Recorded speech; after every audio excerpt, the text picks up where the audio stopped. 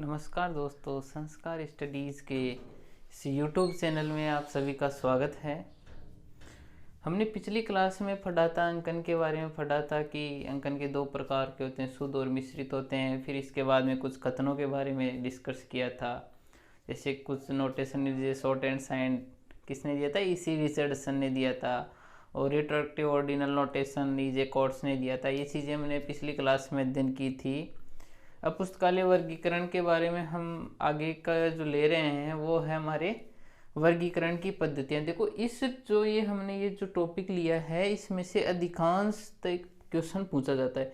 Exam में बहुत बार question put up होता है कि कॉलम क्लासिफिकेशन का फर्स्ट एडिशन, सेकंड एडिशन किस प्रकार की पद्धति है, अपरिवर्तनीय, पक्षात्मक है, इनका इंग्लिश रूपांतरण भी पूछा जाता है। ठीक है, इसके बारे में देखो, इन सभी की परिभाषा इंपॉर्टेंट नहीं है, इस कारण मैं यहाँ पर ये इनकी परिभाषा दे करके आप सभी का टाइम खराब नहीं करना चाहता। देखो, सही बात ये है, एग्जाम में जो आने लायक बात है वो यही है, इनके प्रकारों के बारे में पूछा जाता है और यह प्रकार कौन सी वर्गीकरण पद्धति के ऊपर आधारित है। ठीक है, ये बात समझ में आई नहीं? तो देखो, आज हम देखते हैं, पहली है हमारी परिगणनात्मक पद्धति। देखो, परिगणनात्मक पद्धति क्या होती है हड़काल का मैं बता देता हूँ। जो मतलब कि पूर्णतः उसमें नंबर बने हुए हो, रेडीमेड हो, मतलब कि जैसे कुछ मतलब कि चेंज नहीं किया जाए, जोड़ा नहीं जाए। जैसे मान लो फॉर एग्जांपल एकेडमिक लाइब्रेरीज है, तो कॉलम क्लासिफिकेशन में एकेडमिक लाइब्रेरी साइंस का तो नंबर होता है 2 और एकेडमिक लाइब्रेरी का होता है 3, दोनों को जोड़ते हैं तो 23 नंबर बनता है। लेकिन जो परिगणनात्मक होती है उसमें ऐसा नहीं होता, डायरेक्ट एकेडमिक लाइब्रेरी टाइटल रहेगा, उसका नंबर बनेगा 56, 57, 58 जो भी है वो बनेगा। ठीक है, तो देखो, परिगणनात्मक पद्धति के अंदर दो पद्धतियां आती हैं, राइडर्स इंटरनेशनल क्लासिफिकेशन और लाइब्रेरी ऑफ कांग्रेस क्लासिफिकेशन। कौन कौन सी आती है? राइडर्स इंटरनेशनल क्लासिफिकेशन और लाइब्रेरी ऑफ कांग्रेस क्लासिफिकेशन। देखो, इन जो लाइब्रेरी को कांग्रेस क्लासिफिकेशन है, राइडर्स है, जो भी बिब्लियोग्राफिक क्लासिफिकेशन है, इनके बारे में आगे विस्तार से भी अध्ययन करेंगे। विस्तार से तो केवल कॉलम क्लासिफिकेशन, हमारे जो सिलेबस में कॉलम क्लासिफिकेशन और डीडीसी, इनके बारे में विस्तार से अध्ययन करेंगे। बाकी पद्धतियों के जनक और उनका जो ईयर ऑफ पब्लिकेशन ईयर है वो उसके बारे में डिस्कस करेंगे। आप अभी परिगणनात्मक पद्धति के अंदर कौन सी आती है? राइडर्स इंटरनेशनल क्लासिफिकेशन और लाइब्रेरी ऑफ कांग्रेस क्लासिफिकेशन। ठीक है, एग्जाम में सीधा सीधा प्रश्न आता है, राइडर्स इंटरनेशनल क्लासिफिकेशन पद्धति कौन से प्रकार की है? तो उसमें ऑप्शन आते हैं परिगणनात्मक, लगभग पक्षात्मक, अपरिवर्तित। तो कौन सा सही हो जाएगा? परिगणनात्मक। ठीक है, इस प्रकार से क्वेश्चन आते हैं। दूसरी है लगभग परिगणनात्मक पद्धति। देखो, लगभग परिगणनात्मक बोलते ऑलमोस्ट इन्यूमरेटिव। लगभग परिगणनात्मक को क्या बोलते हैं? ऑलमोस्ट इन्यूमरेटिव बोलते हैं। और उसके अंदर कौन सी आती है? डीडीसी। देखो, सबसे इंपॉर्टेंट बात है और हमें ध्यान रखना है, क्योंकि due decimal classification third grade librarian के जो सिलेबस है उसमें भी है, थर्ड ग्रेड लाइब्रेरियन के सिलेबस में भी है। इसलिए हमें ध्यान रखना है कि डीडीसी कैसी पद्धति है? लगभग परिगणनात्मक। और यह अंग्रेजी में क्या आएगा? ऑलमोस्ट इन्यूमरेटिव। ठीक है, इसके बाद आता है लगभग पक्षात्मक। देखो, लगभग पक्षात्मक को इंग्लिश में बोलते हैं ऑलमोस्ट फेसेटेड, और इसका है यूनिवर्सल डेसिमल क्लासिफिकेशन। ठीक है, यूडीसी। फिर इसके बाद में है अपरिवर्तनीय पक्षात्मक, जिसके अंदर पक्षों में कोई मतलब अलग अलग पक्ष हों लेकिन उनको जोड़ने की कोई निश्चित प्रक्रिया नहीं हो, वो होती है अपरिवर्तनीय पक्षात्मक। और इसके अंतर्गत देखो, कॉलम क्लासिफिकेशन के फर्स्ट एडिशन, सेकंड एडिशन और थर्ड एडिशन। फर्स्ट, सेकंड और थर्ड, देखो ये तीनों और ये तो इतनी इंपॉर्टेंट है कि आपको कुछ भी हो जाए याद करनी है। तो अपरिवर्तनीय पक्षात्मक के अंदर क्या था? रिगार्डली फेसेटेड, इसको बोलते हैं रिगार्डली फेसेटेड। इसका इंग्लिश से ट्रांसफॉर्मेशन है वो भी याद रखना है। इंग्लिश प्रोनाउंसिएशन जब तक याद नहीं होगा, क्योंकि एग्जाम में सीधा सीधा था रिगडली फेसेटेड, ऑलमोस्ट फ्रीली फेसेटेड, ऐसे इस प्रकार से ऑप्शन भी आते हैं एग्जाम में। तो अपरिवर्तनीय पक्षात्मक इंग्लिश में बोलेगी रिगार्डली फेसेटेड। और इसके जो है वो कौन कौन से संस्करण है? Column classification first edition, second edition और थर्ड एडिशन। कॉलम क्लासिफिकेशन के फर्स्ट एडिशन, सेकंड एडिशन और थर्ड एडिशन किस प्रकार की पद्धति? अपरिवर्तनीय पक्षात्मक को इंग्लिश में बोलते हैं रिगार्डली फेसेटेड। ठीक है, इसके बाद में आता है लगभग मुक्त पक्षात्मक। कौन सा आता है? लगभग मुक्त पक्षात्मक को बोलते हैं, लगभग के लिए क्या यूज करते हैं? ऑलमोस्ट। तो ऑलमोस्ट फ्रीली फेसेटेड है ना, लगभग मुक्त पक्षात्मक को बोला जाता है ऑलमोस्ट फ्रीली फेसेटेड। इसके अंदर कॉलन क्लासिफिकेशन के 4th, 5th, 6th और 6th रीप्रिंट, 4th चौथा एडिशन, 5वां एडिशन, 6ठा एडिशन और 6ठा रीप्रिंट जो है वो कौन से में आता है, आपके लगभग मुक्त पक्षात्मक में। और लगभग मुक्त पक्षात्मक को इंग्लिश में क्या बोलते हैं, ऑलमोस्ट फ्रीली फेसेटेड।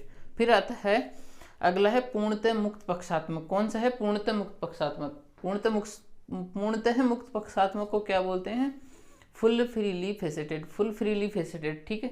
और फुल फ्रीली फेसेटेड के अंदर कौन सा संस्करण आता है, कॉलन क्लासिफिकेशन का केवल 7th एडिशन आता है, ठीक है। ये ध्यान रखना, 3 पद्धतियां ये तीनों ध्यान रखनी है और इनका जो इंग्लिश ट्रांसफॉर्मेशन है वो भी याद रखना। पूर्णतः मुक्त का full freely faceted, colon classification का 7th एडिशन। लगभग मुक्त पक्षात्मक के अंदर almost freely faceted, colon classification का 4th, 5th, 6th and 6th reprint. फिर आती है अपरिवर्तनीय पक्षात्मक। अपरिवर्तनीय पक्षात्मक बोलते हैं रिगार्डली फेसेटेड, और रिगार्डली फेसेटेड के अंदर आती है कॉलन क्लासिफिकेशन की 1st, 2nd और 3rd एडिशन।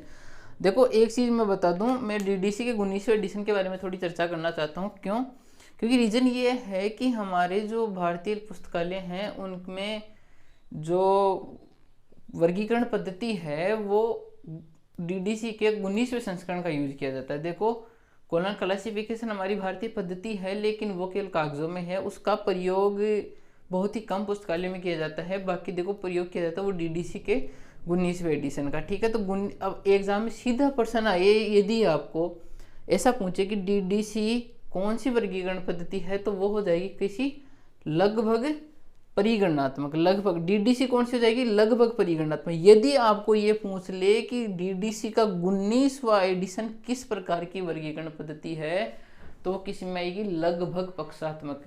डीडीसी का 19वां एडिशन, डीडीसी का 19वां एडिशन किस में आएगा, लगभग पक्षात्मक में, ठीक है। ये बात समझ में आई नहीं यहाँ तक। अब इसके आगे हम अध्ययन करते हैं विभिन्न प्रकार की वर्गीकरण पद्धतियों का।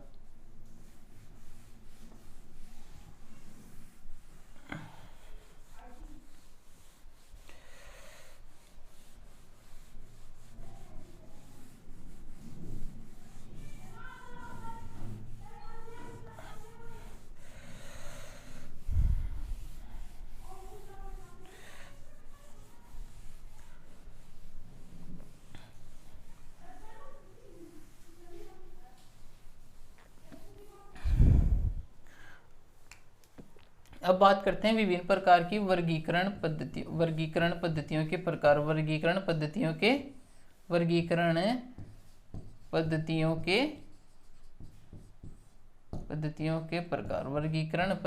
के प्रकार, ठीक है।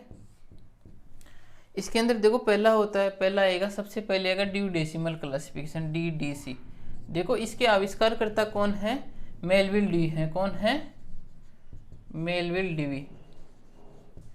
देखो डीडीसी ड्यूडेसिमल क्लासिफिकेशन आविष्कारकर्ता मेलविल डी, और कब किया था इन्होंने, 1876 के अंदर, ठीक है। अभी फिलहाल ये ध्यान रखो, बाकी डीडीसी और कॉलन क्लासिफिकेशन हमारे सिलेबस में आगे इनका विस्तार से अध्ययन करेंगे, ठीक है। फिर दूसरी आती है एक्सपेंसिव क्लासिफिकेशन, एक्सपेंसिव क्लासिफिकेशन, ठीक है। एक्सपेंसिव क्लासिफिकेशन है वो आई थी 1891 में। एक्सपेंसिव क्लासिफिकेशन 1891 में आई थी और किसने दी थी, चार्ल्स एमी कटर, CA, इसको क्या बोलते हैं, चार्ल्स एमी कटर, ठीक है। देखो एक्सपेंसिव क्लासिफिकेशन है वो 1891 में, और किसने दी, चार्ल्स एमी कटर ने। फिर उसके बाद में तीसरी आती है library of Congress classification, LCC, library of Congress classification. ये आई थी कब आई थी, 1904 में, और किसने दी थी, लाइब्रेरी ऑफ कांग्रेस ने, ठीक है।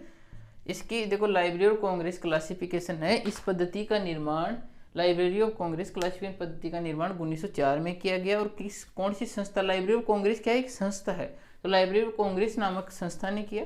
लाइब्रेरी ऑफ कांग्रेस की बात करें तो इसका मतलब की स्थापना हुई थी वो सन 1800 के अंदर। कब हुई थी, 24 अप्रैल 1800 के अंदर लाइब्रेरी ऑफ कांग्रेस की स्थापना हुई थी, 24 अप्रैल 1800 के अंदर। और इसका मुख्यालय कहाँ पर है, वाशिंगटन DC में। कहाँ पर है, वाशिंगटन DC में, वाशिंगटन DC अमेरिका में है ये। तो लाइब्रेरी ऑफ कांग्रेस का मुख्यालय वाशिंगटन डीसी में है और 24 अप्रैल 1800 में क्या हुई थी, सन 1800 में इसकी स्थापना की गई थी। और बात करें कि लाइब्रेरी ऑफ कांग्रेस क्लासिफिकेशन पद्धति संस्था ने निर्माण कराई, लेकिन निर्मित करने वाला कोई तो व्यक्ति हुआ होगा, तो इसके लिए दो विद्वान है। लाइब्रेरी ऑफ कांग्रेस क्लासिफिकेशन के अंदर दो विद्वानों ने अपना महत्वपूर्ण योगदान दिया था। एक तो है चार्ल्स मार्टल, कौन है, चार्ल्स मार्टल, और एक है सीएम हैंसन। क्या है, सीएम हैंसन। ठीक है, ये दोनों विद्वानों का नाम अच्छी तरीके से याद रखना। क्वेश्चन आएगा सीधा सीधा, चार्ल्स मार्टल और सीएम हैंसन का संबंध कौन सी वर्गीकरण पद्धति से है, तो वो कौन सी वर्गीकरण पद्धति हो जाएगी, लाइब्रेरी ऑफ कांग्रेस क्लासिफिकेशन। ठीक है, इसके बाद आती है यूनिवर्सल डेसिमल क्लासिफिकेशन। कौन सी आती है, यूनिवर्सल डेसिमल क्लासिफिकेशन। यूडीसी का पूरा नाम क्या है, यूनिवर्सल डेसिमल क्लासिफिकेशन। कब आई थी, 1905 में। और किसने दिया था, ये दी थी फेड है, एक मतलब अंतर्राष्ट्रीय संस्था है। इसकी स्थापना हुई थी 12 सितंबर 1895 को, इसकी ब्रुसेल्स के अंदर स्थापना हुई थी। और स्थापना करने वाले दो वैज्ञानिक थे, हेनरी ला फोंटेन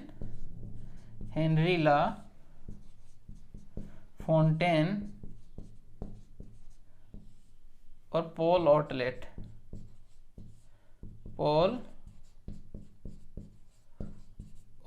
ठीक है, हेनरी ला फोंटेन और पॉल ऑटलेट नामक दो वैज्ञानिक थे।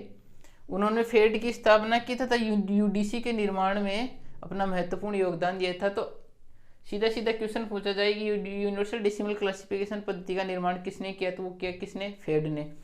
अब फेड की बात करें तो फेड की स्थापना हुई थी 1895 में। कब हुई थी, 1895 में। यूडीसी कब आई थी, 1905 में। कब आई थी, 1905 में।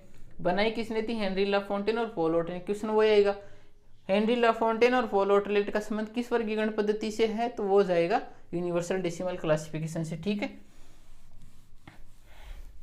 इसके बाद में पांचवी वर्गीकरण पद्धति आती है सब्जेक्ट क्लासिफिकेशन। कौन सी आती है, सब्जेक्ट क्लासिफिकेशन। ठीक है, सब्जेक्ट क्लासिफिकेशन, देखो सब्जेक्ट क्लासिफिकेशन है वो आई थी 1906 में। कब आई थी, 1906 में आई थी। और वो किसने दी थी, जे.डी. ब्राउन। किसने दी थी, जे.डी. ब्राउन ने दी थी। और जे.डी. ब्राउन का पूरा नाम है जेम्स डफ ब्राउन। सब्जेक्ट क्लासिफिकेशन क्वेश्चन आएगा तो सिर्फ इतना आएगा, सब्जेक्ट क्लासिफिकेशन 1906 में किसने दी, जे.डी. ब्राउन ने। ठीक है, और फिर इसके बाद में है छठी वर्गीकरण पद्धति आएगी। छठी वर्गीकरण पद्धति है वो कौन सी है, कॉलन क्लासिफिकेशन। कौन सी है, सीसी जिसको बोलते हैं, जिसके बारे में विस्तार से अध्ययन करेंगे क्योंकि हमारे डीडीसी और सीसी दोनों हमारे सिलेबस में है। बता देता हूँ, इसका जो है प्रथम एडिशन 1933 में आया था और वो किसने दिया था, रंगनाथन ने।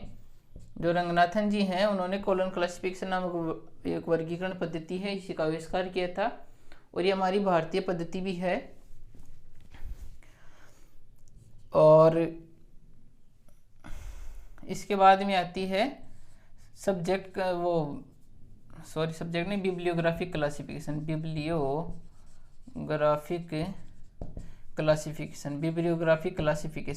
देखो बिब्लियोग्राफिक क्लासिफिकेशन पद्धति है वो कब दी गई थी, 1935 में दी गई थी। ठीक है, 1935 में बिब्लियोग्राफिक क्लासिफिकेशन पद्धति दी गई थी। और वो किसने दी थी, हेनरी ब्लिसस ने। किसने दी थी, हेनरी ब्लिसस ने बिब्लियोग्राफिक क्लासिफिकेशन पद्धति दी थी। देखो कॉलन क्लासिफिकेशन है 1933 में रंगनाथन ने दी थी और इसके कितने एडिशन आ चुके हैं, 7 एडिशन आ चुके हैं अभी तक। ठीक है, 7 एडिशन, एक एडिशन का आगे हम विस्तार से अध्ययन करेंगे। बिब्लियोग्राफिक क्लासिफिकेशन है 1935 में हेनरी ब्लिसस ने दी थी। फिर आती है Riders international classification. Riders international classification. ठीक है, राइडर्स इंटरनेशनल क्लासिफिकेशन है वो पद्धति एफ.एम. राइडर ने। किसने दी थी, एफ.एम. राइडर ने। किसने दी थी, एफ.एम. राइडर ने दी थी। और कब दी थी, 1961 के अंदर दी थी। ठीक है, राइडर्स इंटरनेशनल क्लासिफिकेशन है किसने दी थी, एफ.एम. राइडर ने। और ये राइडर्स क्लासिफिकेशन किस प्रकार की पद्धति है, एक परिगणनात्मक पद्धति है। ठीक है, फिर बात करते हैं नौवीं पद्धति। नौवीं पद्धति कौन सी है, ब्रॉड सिस्टम ऑर्डरिंग BSO। देखो अधिकांश एग्जाम में प्रश्न आता है BSO है, तो देखो इसका पूरा नाम है BSO का ब्रॉड सिस्टम ऑर्डरिंग।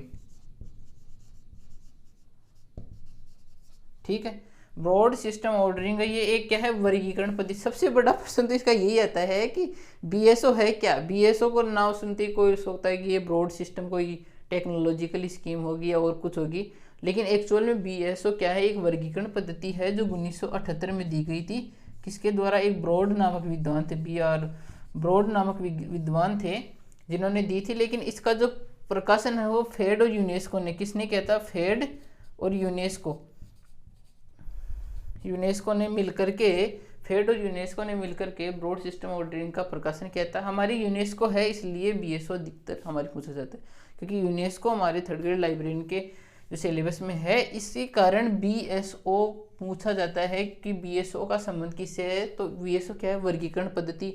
एग्जाम में बहुत बार प्रश्न आ भी चुका है और आएगा भी, मैं गारंटी के साथ कहता हूँ कि BSO क्या है, एक वर्गीकरण पद्धति है। ठीक है,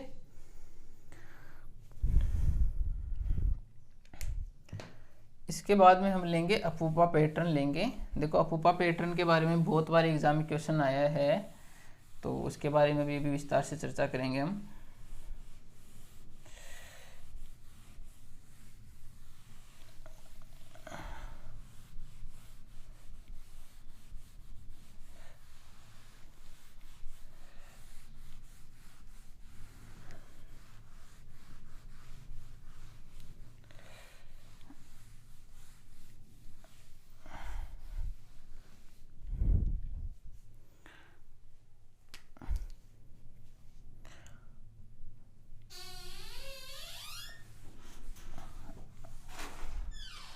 अब बात करते हैं हम अपूपा पैटर्न पद्धति में।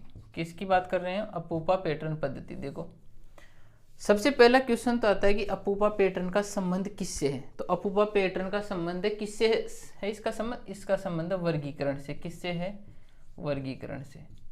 ठीक है, दूसरा प्रश्न आता है कि अपूपा पैटर्न ग्रंथालय विज्ञान के कौन से नियम पर आधारित है। तो यह है कौन से नियम पर, द्वितीय नियम पर। कौन से नियम पर, द्वितीय नियम पर। देखो आप जब फर्स्ट चैप्टर पढ़ोगे तो उसमें आएगा 5 लॉज ऑफ लाइब्रेरी साइंस। तो 5 लॉज के अंदर जो सेकंड लॉ है, द्वितीय नियम है, उसके अंदर कौन सा आता है, अपूपा पैटर्न। अब बात करते हैं CC। देखो 5 लॉज दिए किसने थे, रंगनाथन ने दिए थे। अपूपा पैटर्न भी किसने दिया था, रंगनाथन ने दिया था। किसने दिया था, रंगनाथन ने दिया था। तो जाहिर सी बात है कि अगर रंगनाथन ने दिया था तो कॉलन क्लासिफिकेशन के अंदर रंगनाथन जी इसका उपयोग भी करेंगे। तो रंगनाथन जी ने CC के अंदर कौन से संस्करण में अपूपा पैटर्न का प्रयोग किया है, तो वो क्या है, CC के 5th एडिशन में।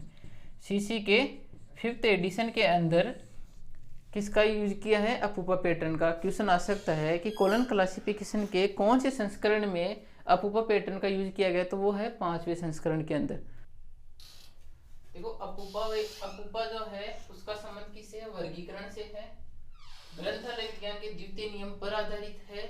किसने दिया, रंगनाथन ने दिया, और रंगनाथन ने CC के 5वें संस्करण में इसका प्रयोग किया। ठीक है, देखो ये अपूपा वर्गीकरण पर आधारित है। ये प्रश्न तो बहुत बार आ भी चुका है, और ये द्वितीय नियम वाला, ये दोनों प्रश्न तो एग्जाम में आ चुके हैं।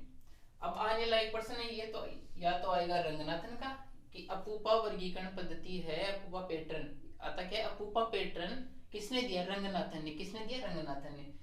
और अपूपा पैटर्न का रंगनाथन ने कॉलन क्लासिफिकेशन के कौन से संस्करण के अंदर प्रयोग किया, कॉलन क्लासिफिकेशन के 5वें एडिशन के अंदर। ठीक है, अब बात करते हैं कि अपूपा पैटर्न है क्या, एक्चुअल में क्या है, ये ऐसी क्या चीज है। तो इसके बारे में देखो बात करते हैं। अपूपा APUPA, ठीक है, इसको इंग्लिश में बोलते हैं एलियन। क्या बोलते हैं, एलियन। ठीक है, पी को बोलते हैं पी न्यूमरल, पी न्यूमरल। इसको बोलते हैं उम्बरल, फिर इसको बोलते हैं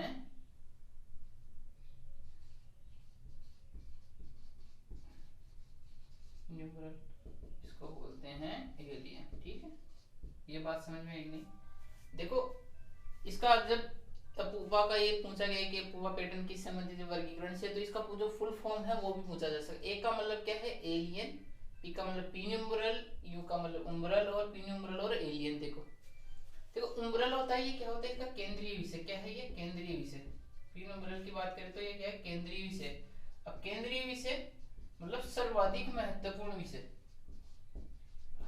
सर्वाधिक महत्वपूर्ण विषय, सर्वाधिक महत्वपूर्ण विषय। इसका मतलब होता है कम महत्वपूर्ण, कम महत्वपूर्ण, कम महत्वपूर्ण विषय, कम महत्वपूर्ण विषय। ये इसका मतलब कि देखो स्पिनोमरल, ये भी इसका मतलब क्या हो जाएगा, कम महत्वपूर्ण, कम महत्वपूर्ण विषय। एलियन है, एलियन का मतलब हो जाएगा और कम महत्वपूर्ण, और कम महत्वपूर्ण विषय, और कम महत्वपूर्ण विषय।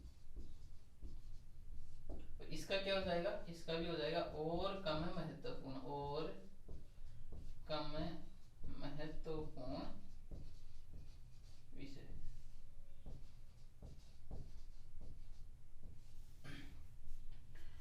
देखो अपूपा पैटर्न है, उसमें का मतलब ये रंगनाथन जी ने कहा कि ग्रंथों को ग्रंथालय में अगर व्यवस्थित करो तो अपूपा पैटर्न के आधार पर, किसके आधार पर, अपूपा पैटर्न के आधार पर व्यवस्थित। अपूपा पैटर्न मतलब जो सर्वाधिक इंपोर्टेंट, जो सर्वाधिक महत्वपूर्ण विषय है, जिसकी डिमांड, जिसकी मांग सर्वाधिक बार होती है, उसको निदानी के अंदर, सेल्फ के अंदर मध्य में रखो। कहां पर रखो, मध्य में रखो। फिर उस मध्य में जो ग्रंथ रखा गया है उसके दोनों ओर उससे संबंधित थोड़े उससे कम महत्वपूर्ण ग्रंथ रखो जिनकी मांग इस जो मध्य वाला ग्रंथ है जिसकी मांग सर्वाधिक है उससे थोड़ी कम हो। फिर उसके बाद उन ग्रंथों के बाद और जिनकी मांग और भी कम महत्वपूर्ण है, जिनकी मांग नगण्य के बराबर है, तो उनको रखो। मतलब जो सर्वाधिक मांग वाला ग्रंथ है उसको मध्य में रखा जाए, इस सर्वाधिक जो महत्वपूर्ण ग्रंथ है उसके बाद जो उससे कम आवश्यकता वाला, कम मांग वाला या कम महत्वपूर्ण ग्रंथ है उसको रखा जाए, और उसके बाद और कम महत्वपूर्ण को। मतलब कुल मिलाकर के बात ये हुई कि जो ये अपूपा पैटर्न है वो किस पर आधारित है, इसकी डिमांड ये है कि विषय के आधार पर, किसके आधार पर, विषय के आधार पर, विषय के आधार पर ग्रंथों का व्यवस्थापन किया जाए।